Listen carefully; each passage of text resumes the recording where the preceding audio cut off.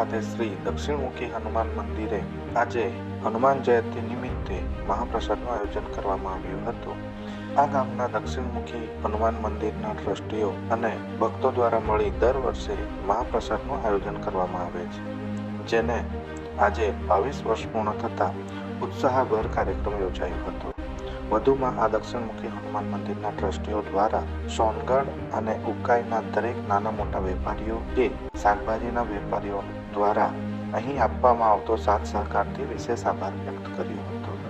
આજના આ હનુમાન જયંતિ નિમિત્તે અહીં આશરે 5 થી 6,000 ભક્તો દ્વારા મહાપ્રસાદનો લાભ લીધો હોવાનું ટ્રસ્ટી દ્વારા જણાવવામાં આવ્યું હતું।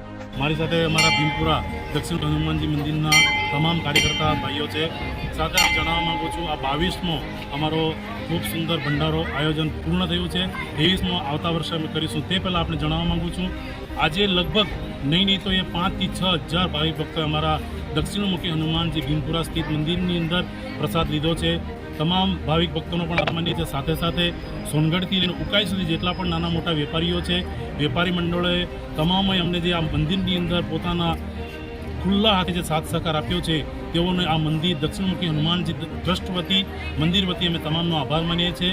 સાથે જેટલા પણ ભાવિક ભક્તોએ અમને આજે સાથ સહકાર આપ્યો એનો ખૂબ ખૂબ આભાર માનું છું।